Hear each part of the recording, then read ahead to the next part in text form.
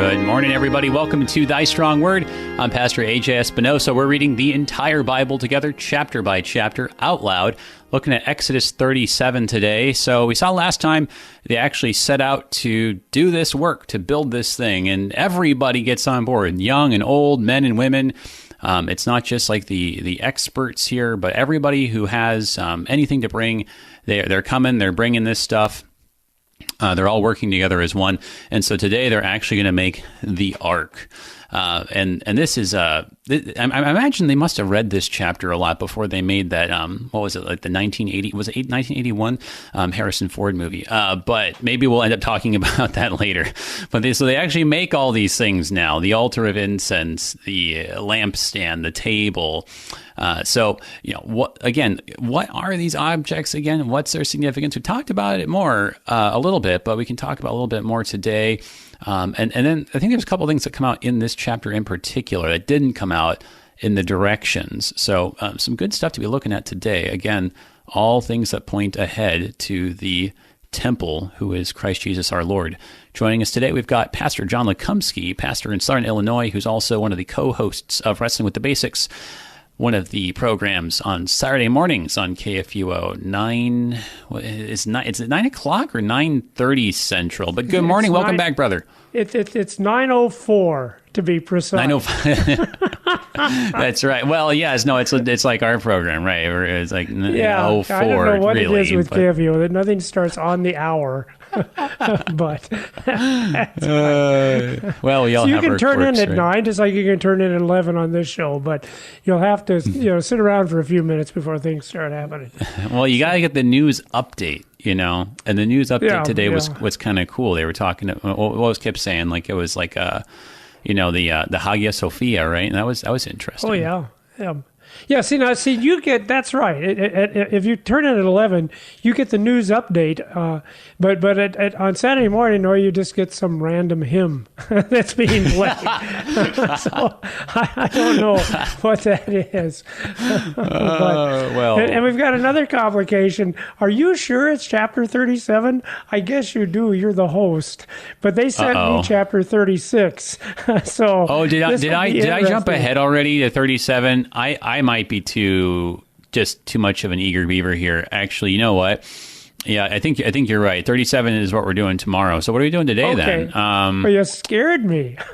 30. Sorry there. I was looking at my notes on the wrong day here. Oh no, no. So that's where we're going. That's what we're gonna do tomorrow. But yeah, no, 36. They're still building the tabernacle. Yes, they're still working on it. It's just the same. They're just still working on it. I mean, it's kind of a big tent. Yeah, we can't get the furniture in until we get the house finished. So, that's right. That's right. Yeah, that's right.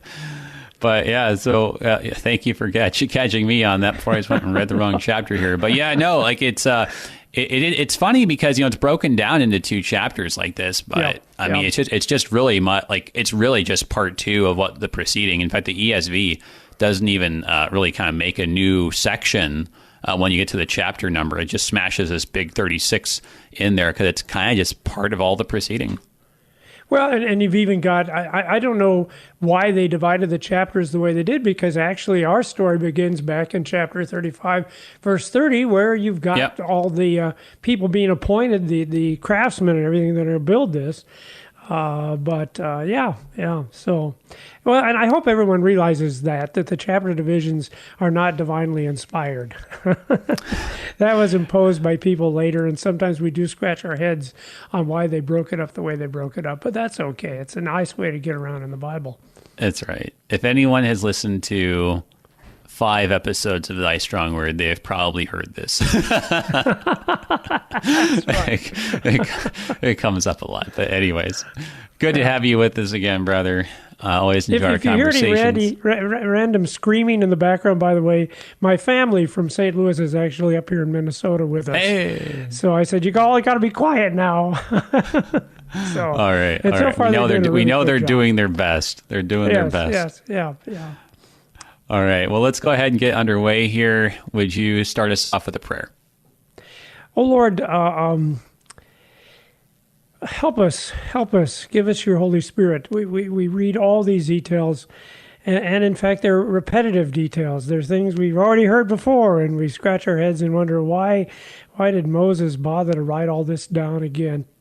But we pray that it won't just be some detail, but that we'll see that this is your word and it is spoken to us, and there are things that we can learn and be strengthened by in these words, and by your power and by the gift of your Spirit, may that be accomplished by AJ and I. In Jesus' name we pray, amen. Amen.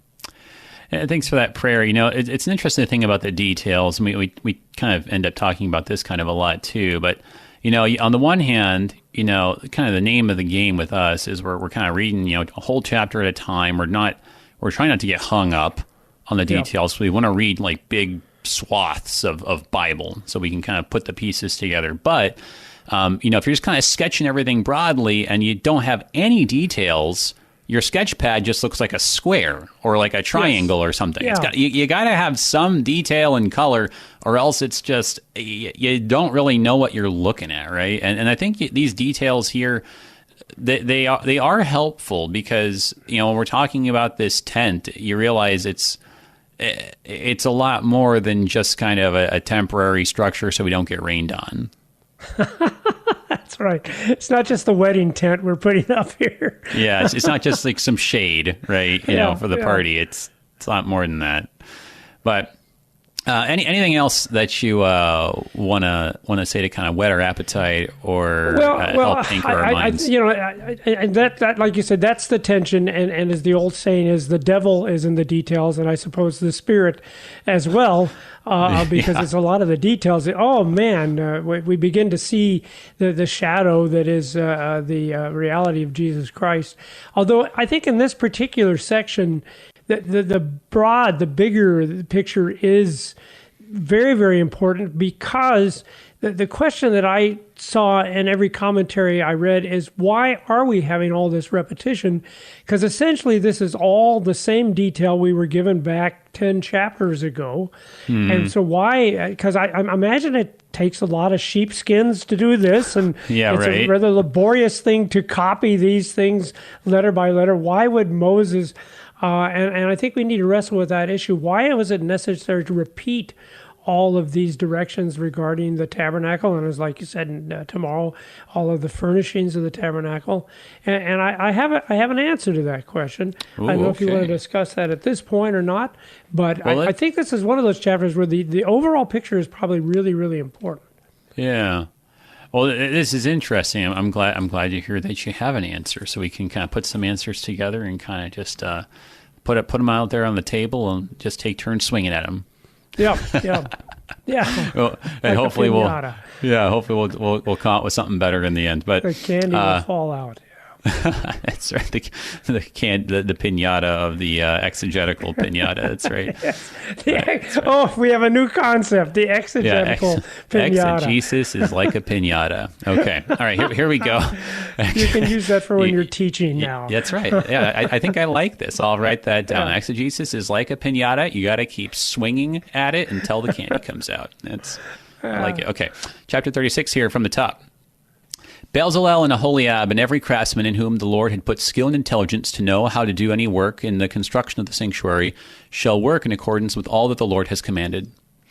And Moses called Bezalel and Aholiab and every craftsman in whose mind the Lord had put skill, everyone whose heart stirred him up to come to do the work. And they received from Moses all the contribution that the people of Israel had brought for doing the work of the sanctuary. They still kept bringing him free will offerings every morning, so that all the craftsmen who were doing every sort of task in the sanctuary came, each from the task he was doing, and said to Moses, "The people bring much more than enough for doing the work that the Lord has commanded us to do." So Moses gave command, and word was proclaimed throughout the camp, "Let no man or woman do anything more for the contribution of the sanctuary."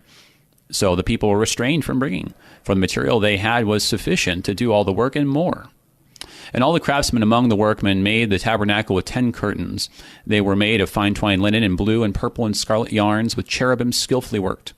The length of each curtain was 28 cubits, and the breadth of each curtain 4 cubits. All the curtains were the same size. He coupled 5 curtains to one another, and the other 5 curtains he coupled to one another. He made loops of blue on the edge of the outermost curtain of the first set. Likewise, he made them on the edge of the outermost curtain of the second set.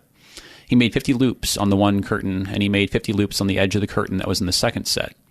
The loops were opposite one another, and he made 50 clasps of gold and coupled the curtains one to the other with clasps. So the tabernacle was a single whole. He also made curtains of goat's hair for a tent over the tabernacle. He made 11 curtains. The length of each curtain was 30 cubits, and the breadth of each curtain 4 cubits. The 11 curtains were the same size. He coupled 5 curtains by themselves and 6 curtains by themselves, and he made 50 loops on the edge of the outermost curtain of the one set and 50 loops on the edge of the other connecting curtain. And he made 50 clasps of bronze to couple the tent together that it might be a single whole. And he made for the tent a covering of tanned ram skins and goat skins. Then he made the upright frames for the tabernacle of acacia wood. 10 cubits was the length of a frame, and a cubit and a half the breadth of each frame. Each frame had 2 tenons for fitting together. He did this for all the frames of the tabernacle. The frames for the tabernacle he made thus: 20 frames for the south side. And he made 40 bases of silver under the 20 frames, 2 bases under one frame for its 2 tenons, and 2 bases under the next frame for its 2 tenons. For the second side of the tabernacle, on the north side, he made 20 frames, and their 40 bases of silver, 2 bases under the one frame and 2 bases under the next frame. For the rear of the tabernacle westward, he made 6 frames. He made 2 frames for corners of the tabernacle in the rear, and they were separate beneath but joined at the top at the first ring. He made 2 of them this way for the 2 corners. There were 8 frames with their bases of silver, 16 bases, under every frame, 2 bases. He made bars of acacia wood, 5 for the frames of the one side of the tabernacle, and 5 bars for the frames of the other side of the tabernacle, and 5 bars for the frames of the tabernacle at the rear westward. And he made the middle bar to run from end to end halfway up the frames, and he overlaid the frames with gold, and made their rings of gold for holders for the bars, and overlaid the bars with gold. He made the veil of blue and purple and scarlet yarns and fine twined linen, with cherubim skillfully worked into it he made it. And for it he made 4 pillars of acacia and overlaid them with gold. Their hooks were of gold, and he cast for them 4 bases of silver. He also made a screen for the entrance of the tent of blue and purple and scarlet yarns and fine twined linen, embroidered with needlework, and its 5 pillars with their hooks. He overlaid their capitals, and their fillets were of gold, but their 5 bases were of bronze. All right. So lots of detail. Yeah. Lots and lots of details. I think I've said this before, but kind of like when I read a chapter like this, I'm like having all these like kind of traumatic flashbacks of like, struggling with IKEA furniture and tents. It's like you just kind of like, what bit by bit, and then you're like, this picture does not match the thing that gave me, and you're like, what is part A? And you're just so it kind of reminds me of like every project like that, but it just kind of strikes me like this description that we have here. It feels I don't know. It feels very much like this could be the order that you would actually do it in. Does that make sense? I'm not actually sure, but like it kind of seems like like as opposed to maybe a description where I don't know. It's kind of like you're looking at it and what kind of might make sense to just kind of visualize. But it seems like this is kind of like a step by step. Like this is how you actually just build the thing. I don't know if that actually works. But what are your thoughts? Well, I love the analogy to IKEA, and I love that because, like you say, you're just figuring, how do you even put this together? And I've read stories of that where people took these things and wanted to try to duplicate it, and there really isn't enough detail to duplicate it perfectly. I guess you have to have the master craftsman, because the IKEA would make sense, wouldn't it? If you had the master craftsman, they would know what all those directions meant. Right. But I really like your thought there, because I read that from another commentary, because that's one of the big differences between this and what we had 10 chapters ago. It's in a different order. But that was also what that commentator said. That's because this is the outline from the master craftsman here, and in fact, there's actually a part of the Talmud where supposedly Bezalel came to Moses and said, "This isn't really how God told you to do it, was it? Because you can't make the furniture first and then build the house. We have to have some place to put the and so in here awesome. The order is reversed." Yeah. In the original directions, you have all the furniture laid out, and then the tabernacle. Here, you start with the tabernacle and then do all the furniture. So apparently, the rabbis would agree with you. This is the practical version here of how it's actually done. So, well, and I think to the thing you were saying first, though, that there's not enough detail. I mean, this probably would have been enough detail for the people who are wandering in the desert, right? Or maybe even their descendants a few generations later, right? Who kind of already knew enough. They kind of had like enough context. So like if you just gave them this, they could have maybe figured out the rest, But like for us, just so much later, we would need more detail than this, right? Like, well, of course, us, like, we would just need a YouTube video, right? Like, because just forget about building or doing anything if it's written down, But so, I mean, we would need more. But I suspect that this might have been enough actually for them, and in that regard, it is kind of valuable information, like on its own, like even if it is repetitive. Like, I'll just give like one kind of silly analogy, but I remember it made an impression on me. I think it was in first grade. It was like maybe second grade, but like the teacher, she handed us this test, and she said, "This is a test that really is just going to be testing, how good you follow directions, and it's an important test." And here it is. It's like 100 questions long. So I know it's really long. But what I want you to do is I want you to read over all the directions first, and then start taking the test. Very important that you read all the directions first, and then you start taking the test, and you have the rest of the period. And so we embark on this thing, and then so I read over the directions. Like, okay, all right, fine. Question 1, question 2, and I'm going through this, right? And it's just like I'm like, oh my goodness, my hand is falling off. This thing is forever long. And then the terrifying thing is, I'm like question 20 or something. And I start seeing people like close up their test book, set it aside, put their pencil on top of it, and they just kind of gently fold their hands and kind of just sit like do. And I'm just like, what? Seriously? They finish already? And so I just go faster and I go faster and I go faster. I'm like, oh my gosh, I'm doing something wrong. And then I see more and more people start doing this. And I'm just like, how am I being so slow? How is this even possible? And so I'm just going furiously. Anyway, at some point, I don't know what happened, if it was like she called time or whatever, but at the very end of the test, there's a direction that says, "Congratulations for reading all the directions first. If you read this far, you may close your booklet without answering any of the questions. Like, fold it neatly, put your pencil on it, and fold your hands, and just rest or read a book the rest of the period." And I was just like, oh my gosh, I didn't read all the directions first before starting. Wow, I will not make that mistake again. So that was really something. It made an impression on me. And I kind of feel like that's a little bit what's going on here, that in the earlier chapter, it's like, okay, read all the directions first, right? And now these are the steps, right? I mean, like, does that make sense? I mean, I don't know. It's interesting, AJ, because I'm an older generation. I'm a different generation than you are, and we had that exact same stupid test. They must have passed that around. Yeah, and I always thought that's a cheap shot. That's what I thought about that. Oh yeah, no, I wasn't happy with my teacher at all. It felt like a betrayal at the time. Generations of people that hate their teachers because they gave a stupid test like that.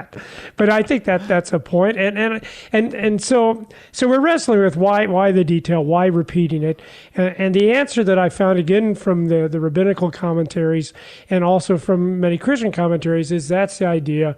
It shows that they're doing what God has told them to do. So while the actual assembly of the things we don't have, because that's left up to the craftsmen, they know how to do that. I expect my dad was a carpenter.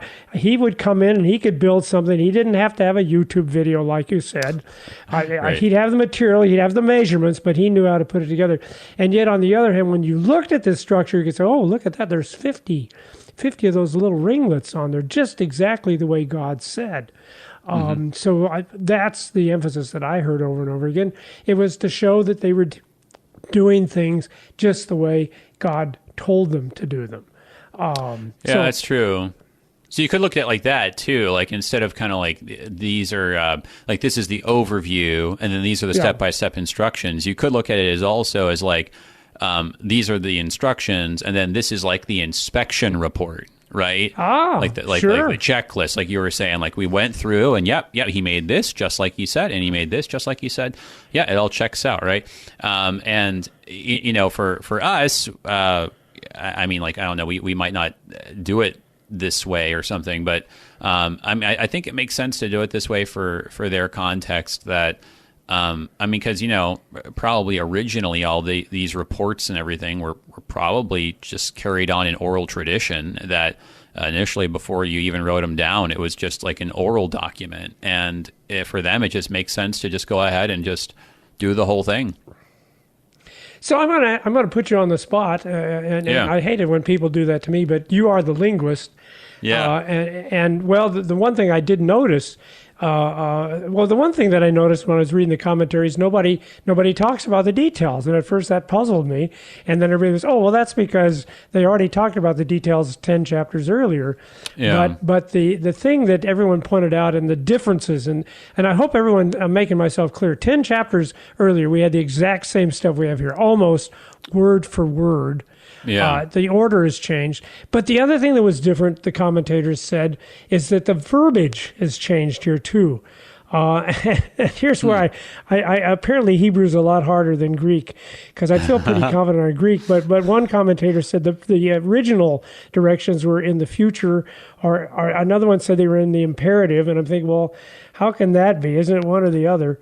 But they all seem to agree that the verbs in this section in chapter 36 were verbs that suggested this was done, this was accomplished. So I don't know. Do you have any comments about that? Or how can you have a verb that could be imperative or future? Or we just don't know? Yeah. Well, we've kind of talked about that a little bit. So maybe we can kind of just talk about this a little bit. Because you covered that material already, Yeah, we did. So I think we can maybe like talk about this a little bit, and then we'll we just have a couple of minutes before our break, and we'll kind of get into some of the more specific details just from the top. But overall, this is a good question. So we've talked about this a couple times, and the biggest example was in connection with the Ten Commandments themselves, because the Ten Commandments are not actually like do this, don't do that. No. Like they don't have the imperative form. They don't have the what's sometimes called the prohibitive form. They're not even called commandments, really. Well, they're not commands. They're not commands. That's for sure, right? So they're put in this form that's sort of like, this is the thing. You could translate it as you must do this, you must not do that. Kind of like these are the things that are necessary, which is kind of like it's sort of like a statement. I mean, it's a statement that says like what you got to do or not, but it's not kind of like barking orders. Or you could take the form as you'll do these things. You'll do these things on these days. You'll do those things, but you won't do those things, right? So it's just kind of like a description of just kind of like this is how it's going to be in the future, right? And the form is kind of a little bit vague or ambiguous, flexible, put it that way, between the two. And so the same thing is going on there in chapter 26, that it's sort of like, this is what you're going to do, right? And then here it's like, well, they actually went and did it. Yes. So there's some things we could say about that, but we had to take our break. Okay. So everybody, hang on. We're looking at Exodus chapter 36 here today on Thy Strong Word, and we'll be right back.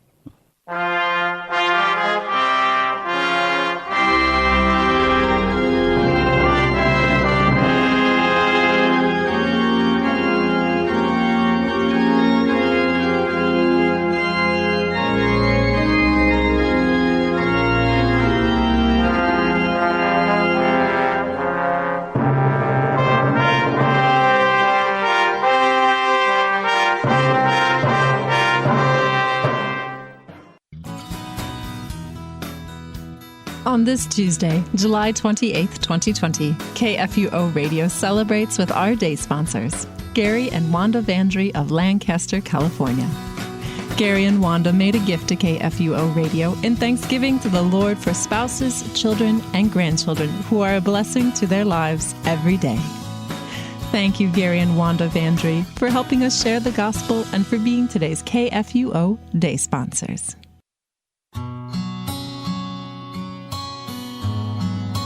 For as the rain and the snow come down from heaven and do not return there, but water the earth, making it bring forth and sprout, giving seed to the sower and bread to the eater, so shall my word be that goes out from my mouth.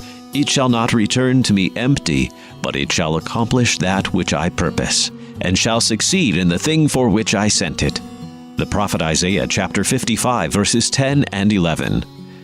Begin and conclude your day with the word that accomplishes the purposes for which it is sent. Morning prayer at 7 a.m. and evening prayer at 5 p.m. Weekdays on KFUO. Christ for you anytime, anywhere. The broadcasts of morning prayer and evening prayer are underwritten by Lutherans for Life.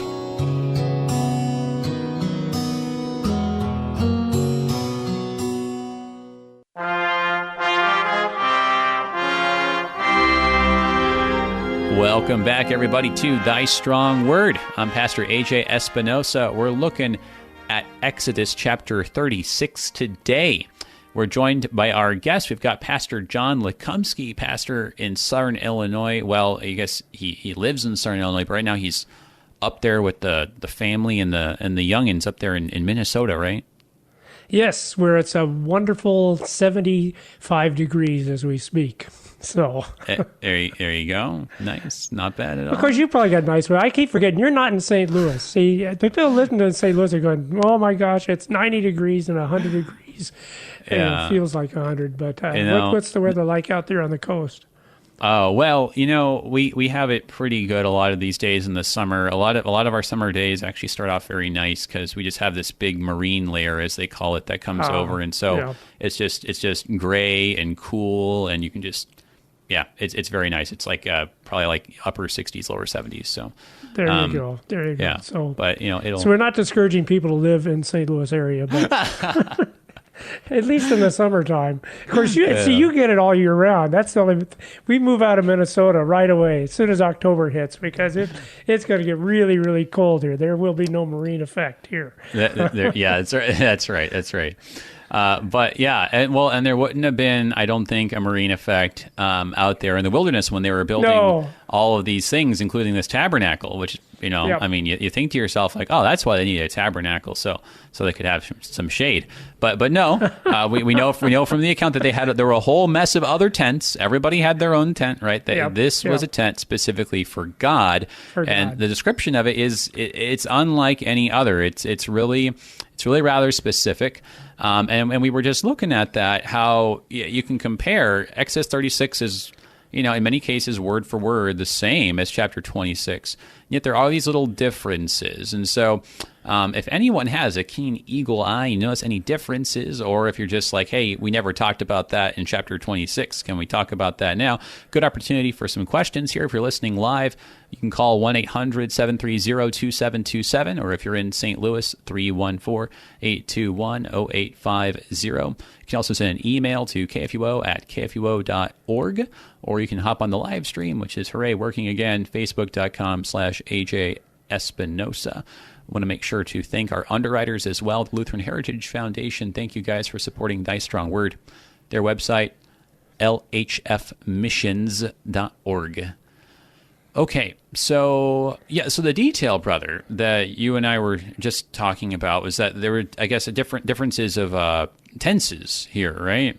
Yes. That you've got kind of this kind of in chapter 26. It's very, this is what you're going to do. This is what you're going to do.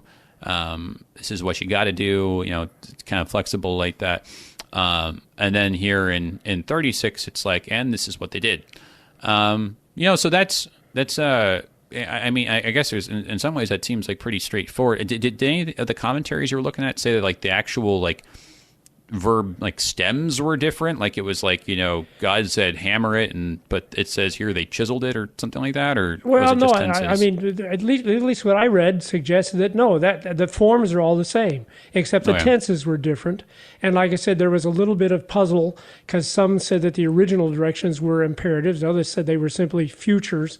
And I really appreciate what you said there because see, we have to help people understand that. We came up with the concept of 10 commandments. That wasn't God's concept. God's concept was, I'm going to give you 10 words, Devarim. And I love what you said there. This is how it will be. If you're my people, no, you're not going to be killing and stealing. You just don't do that. I'm not giving it to you to command because this is how you will want to do things. And you want to worship me and you want to hold my name precious, It's the same thing like the Beatitudes. We read the Beatitudes in Matthew 5 as if these are conditional statements, right? If you do this, then this is what will happen. But I think it was Gibbs from the seminary that pointed out, no, these are statements of fact. This is just how it is. Because I think that's the crucial thing that's going on here.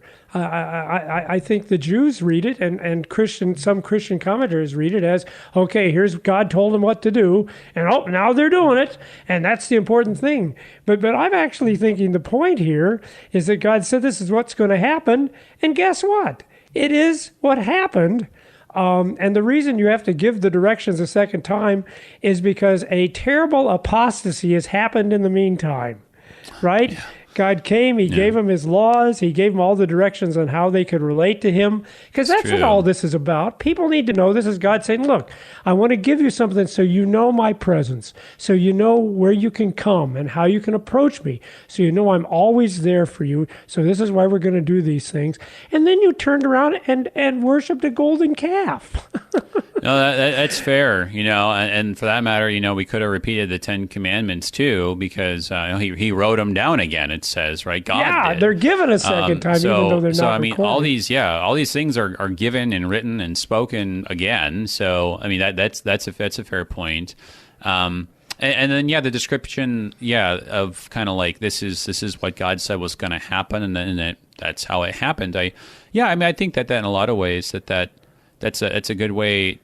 It's a good way too of kind of capturing the whole thing that we saw last time back in chapter 35. How there was all this talk about, what was the phrase here, right? We looked at that, how the word spirit actually gets used, right? Yes. Like it is actually the Spirit of God. And it was like back in 35, and back in verse 21 of 25 or 35, and they came, everyone whose heart stirred him, everyone whose spirit moved him, right? And then later, talking about Bezalel and, who was it? Bezalel and Aholiab, right? Yes. That it says in 31, he has filled him with the Spirit of God. So like the Spirit's mentioned in both places. And so it's very much like God is the one who's animating the people to do these things. And so, God had a plan, he laid it out, and then he sent the Spirit to make it happen. I mean, in that way, it feels a lot like Genesis. So what we have here is a contrast between the religion of works, and the religion of works is always about you and what you're doing, and the religion of faith, which is a religion about what God does and what God works in us by his Spirit, as you said. So we started off with the religion of works, and of course it went horribly wrong. And it's not that the law that God gave them was bad. Paul actually talks about this in Romans, that the law was good. The law was holy. Of course we don't want to be killing and stealing. Of course we should worship no other gods. But that law does not accomplish anything. Those words are dead in a sense. And all they bring, right, they shut our mouths so that everyone might know that they're sinners before the Lord. So now we come at it again, and now it's God doing his thing. It's not a religion of works. It's a religion of the Spirit, of faith. And what a difference it makes. What tickled me is the first thing, we were going to build a thing to worship, right? We were going to build a golden calf. And so you gave up your earrings, you and your wife and your kids. Apparently the boys had ears pierced too. And I was thinking, that's how it is with idols. That's why we like idols, AJ. They don't ask a lot of us. right? Give a little, throw a little money into the offering plate. Spend an hour in church. That's taken care of. That's all idols really want from you. See, what people need to realize is this God that we're talking about here, that we're going to have a description of how to worship him, he wants everything, right? Yeah. He doesn't take a portion of your life. He wants everything in your life devoted to him. And so That's we've interesting. Got this, yeah, go ahead. Well, go ahead. I was gonna say I hadn't thought about that. That it's true. Like it says, it's like it was like basically jewelry, right? It was like Yes, earrings, bracelets, armlets, like these sorts of things, and but this, it's like they were bringing large quantities, and in fact, if we go back to the text here, back in the beginning of 36, right? This description of how they were bringing these offerings every morning, right? That's the description there in 3 and 4, right? They still kept bringing him free will offerings every morning. Well, I mean, if they're doing this like every morning, like apparently, right? They're bringing such large quantities of it that it requires like multiple like loads, right? I mean, like I can't imagine that it's like. Really, like every morning, it's like, here's my one earring for the day. Like, I don't think so, right? I think the idea is it's like they're bringing so much that they have to take, multiple trips, right? And so that's interesting that maybe the golden calf was like they kind of like gave like this is my leftovers, but then God's like, no, I want your first fruits. And so what's super cool, and I believe that's why this section is here in this chapter, is like you said, they were giving so much that finally Moses and the leaders had to say, don't bring any more in. In fact, I love the phrase, they have to restrain them. Yeah. Now, how many pastors out there would rejoice if they had to say, oh, no more offerings, people. Please, no, keep your money. We've got more than enough. Right. That's right. You've got to keep some for yourselves, guys. Just to put food on the table. Yes. But I mean, your generosity. I'm overwhelmed. I know, right? But like, isn't that something too? Just speaking to your what we've been saying about this difference of how like the Spirit has moved people. Like with the golden calf, it's like they gave up. Kind of like like Aaron was like, just kind of bring some of the extras. How about just the earrings? I'm like, okay, the earrings. Sure. That's right. We didn't even need your bracelets, right? Just your earrings. But like, but isn't it interesting that like, it would have been. I mean, like, there's Aaron kind of suggesting this idea, perhaps because they're like, well, we don't want to give up like too much or anything, right?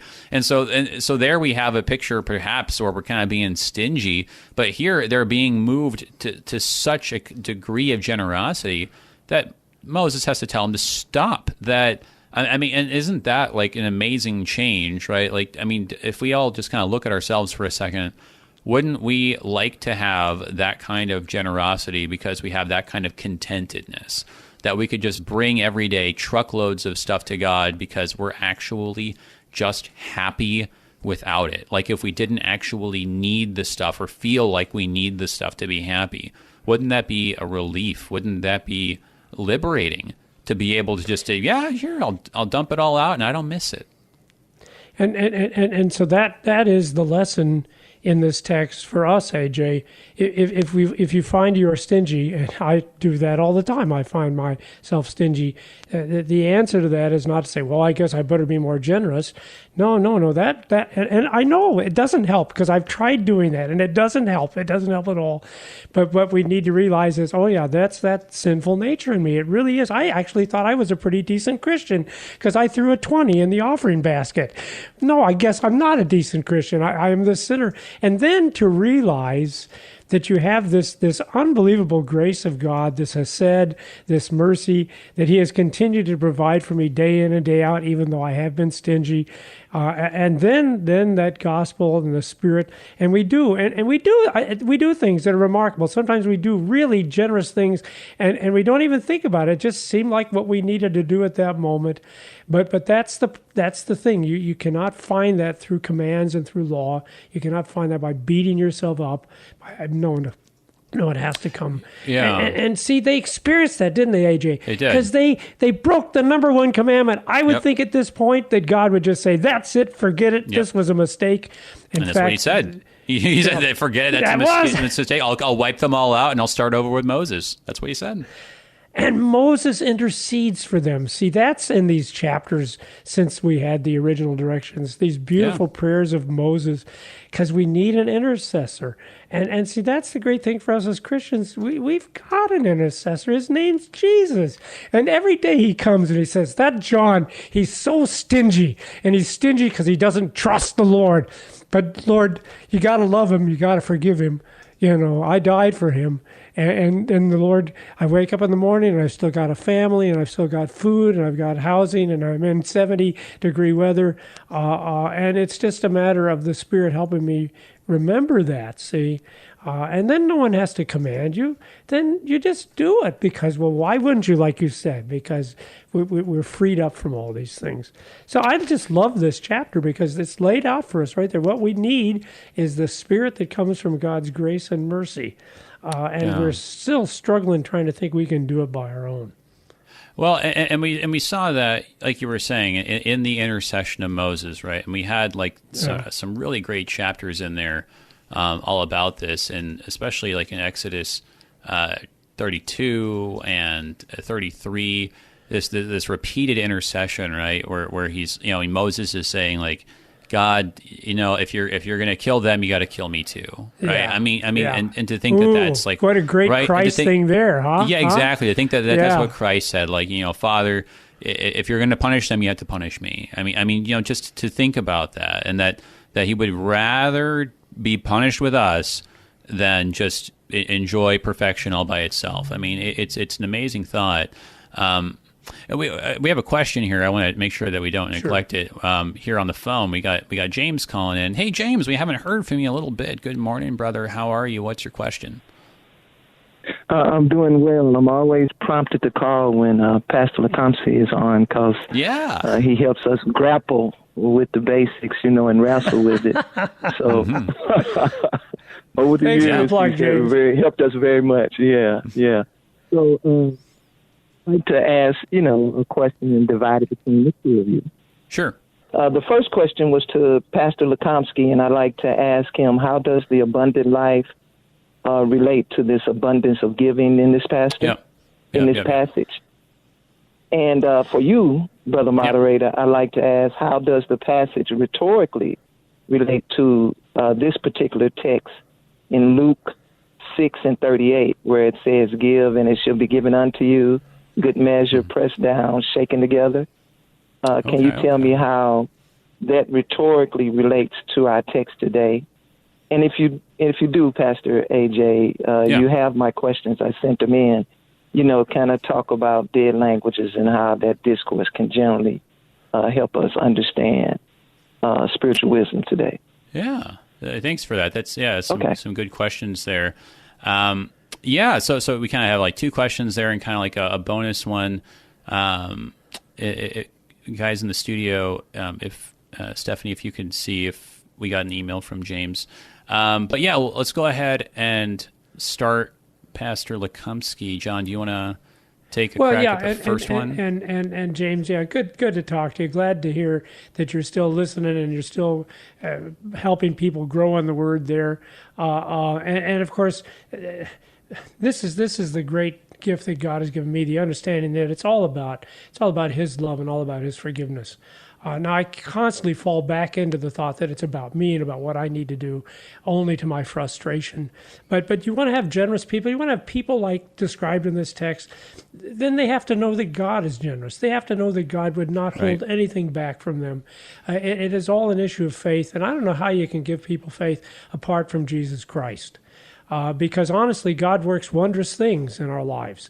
And yet, in the gifts He gives us here on earth, there's always limits, death being the number one limit. And since I had my brush with death early this year, I'm all the more conscious of that. So people think it's a matter of God if God would just give us all kinds of blessings, well, then of course we'd be generous. I've prayed that 1,000 times, Lord, make me win the lottery and you won't believe the money I'll give to you. And God's answer always is, John, you're not doing very good with what I have given you. So I don't think if I give you more, that will help. Because no, it doesn't come from the abundance of the blessings we have, but it does come from this faith in Jesus Christ that knows that God's gracious, God's merciful to us. We don't deserve a thing, and yet He's given us so much. So yeah, James, I think there's a direct correlation. We need to focus on that and on what the Lord has done for us, both here physically, but also primarily spiritually in Christ. And then this Spirit will come. That's where the Spirit comes. Where there's forgiveness, there's the Spirit alive and well. And then you get this generosity. And like I said, it's going on. It's just hidden a lot of time in our sinful flesh. Now, you've got the harder question, though. Thank heavens you have it, AJ. Yeah. Well, no, I appreciate your answer. And I think that, well, because we were already kind of talking about it, it's just elaborating on what you were saying, that like, what's moving them, right, is not that God, showered like, X amount more gold or something, right? Like they got all the stuff back in Egypt already. There wasn't any more gold that fell from the sky after the golden calf. It's just that their hearts were changed, and in particular, it was receiving this forgiveness. And I think that's really the thing, right? The question is, do we stop and do we actually really believe that we already have won the lottery? Yes. That's to go back to what you were saying, right? Yes. Like if we actually can wake up in the morning and say, like, I am living the best life I could imagine because I already have won the lottery because of everything that God has given me. I'm a king. I am so happy with what I have. If that was the mindset, right, then the generosity would follow. So I don't think it's about God giving us more. It's about us realizing just what a vast sum we have already had deposited into our accounts through Christ. So, hey, AJ, boy, and thank you for reminding us, they didn't have anything. This is all the stuff they got from the Egyptians, but apparently, and at first they thought it did belong to them. We got that from the Egyptians. We asked for it. We plundered it. It belongs to us. But now as you said, now with the Spirit, there's a new heart. No, this was never our stuff to begin with. Yeah. It's just a blessing from God. So you need it's the change of perspective. It's the change of the heart, right? That actually makes this happen. And so I think then, so James's question that was kind of comparing this. I think he was talking about the rhetoric here in Luke. I think like kind of 15 and 16. It's interesting because like in 15. Or I think those are the chapters you mentioned. Like in 15, the first thing that happens is you've got this guy who approaches Jesus and he says, "Well, actually, no, that's the parable of the prodigal son." But no, where is it here? But there's this moment in the gospel where he actually is confronted by this guy who's like, "Hey, tell my brother to share the inheritance with me," right? And this kind of provokes these sorts of the parables and teachings about, let's talk about giving here, right? And possessions and wealth, right? And the way that the Lord talks about it here, well, you've got the big one is this idea of, if you don't forgive other people, is God going to forgive you? Well, no. And it's, I think, getting into the idea of like kind of the measure, right? Yes. Like whatever you use to. I forget how it goes like now because I'm more familiar with the one that's in Matthew. Yeah, here I've got it. Given it will be given. I had to look it up myself. Given it will be given to you. Good measure, pressed down, shaken together, running over will be put in your lap. For with the measure you use, it will be measured back to you. Thank you. There you go. Oh no, that's right. Because that one's back in Luke 6, right? Yeah, that's right. Yeah, very good. Yeah, but so this is I think kind of like a little bit of like Luke's version of what you have elsewhere in Matthew and Mark, but like I think the idea is like in that act of giving, right? It's really reflecting the condition of your heart, and so if you're being stingy with people, right? So this isn't so much. I don't think like God's just kind of looking down, being like, okay, how much is he going to put in the plate, or how much is he going to give the guy on the road, right? Like, oh, he gave him that much, okay, add that to his credit, right? Like, it's not so much that, And it's sort of like we're kind of like, I mean, there is that kind of language or metaphor there, just, that's kind of like a certain angle on it. But I don't think it's as much that so much as it is if we, as we give, are stingy, right? And we're like, I don't know. Well, that reflects already the condition of our heart. And it's a terrible condition of the heart to have because, like we were saying, it means if you could win the lottery tomorrow and you wouldn't be happy. Yes. I mean, ultimately, you'd be happy for like, a minute. And then you'd be back to being miserable again because you can't be content with anything. And so, I mean, really, I think this kind of like gets down to it, whether it's like with giving or with judging, also in the context of Luke 6, that if we feel this need, this desperate need to like cling on to this stuff or to cling on to our pride, I mean, it just reflects how God has not had his way with us in transforming our heart. So what a curse that is. So that's a law statement. It is a true statement, by the way. The more generous you are, usually the more things work well for you. The problem is when I hear that statement, I realize, oh man, I'm really in a pickle because I'm not very generous at all sometimes. But like you said, that's to make us realize, okay, we really do have a problem. Sin isn't just things that we confess at the beginning of a worship service. Sin is a reality. And then I look at this passage from John 3, verse 34, where it says, for God gives the Spirit without measure. So if you're having problems with these things, well, I know where you go. You go to the Lord. You pray to him. And he's the one that's capable of giving us the Spirit. And by the way, he will not shortchange you in that respect. That's right. He loves to give it without measure. And in fact, he does, doesn't he? In the forgiveness and the grace of Jesus Christ. There is no measure given there. So that's the contrast. When you do it your way, well, then it's always going to be measured out. When you do it through Jesus Christ, then there is no measure. It's just like we were saying. Unlimited. It's just like when your heart's transformed and your spirit is stirred up like this, you become wealthy because wealth is really the only thing that wealth really consists in is contentment. And so if by God's power he makes you contented, then you're like, you wake up and you say, hey, I'm a king, right? If you're just a miser, seek though. first his kingdom, and all things will be added to you. That's right. Yes. So to your point, right? Like I appreciate what you were saying earlier, John. Like if we find, like, we read all this and we're like, oh man, like all that gold and all that silver, all that yarn, and like they gave up all of that stuff, right?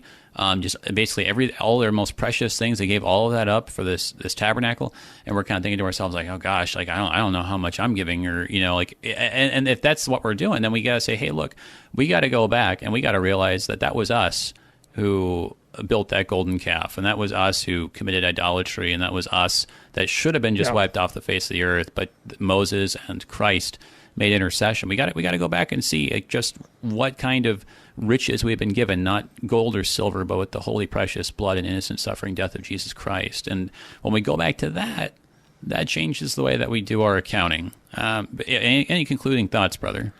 No, I think you've summarized it well, AJ. It's been a joy working with you again today. So, always is likewise, brother. Take care. Enjoy that time with the family. Everybody, that was Pastor John Lukomski, pastor from Southern Illinois, also one of the co-hosts of Wrestling with the Basics, Saturdays, 9 o'clock on KFUO Central Time. So that wraps up chapter 36 really well. We saw that correspondence that, it's all just turning out exactly the way that God described it because he changed their hearts, because he poured out their Spirit. That's true for them. That's true for us in Jesus Christ. Okay, next time, moving on to chapter 37 to talk about now the ark and the table and the lampstand and all the rest. So check that one out. If you've got any questions for us, make sure you hop on the live stream or send an email or give us a phone call. Until then, everybody, I'm Pastor AJ Espinosa. Peace.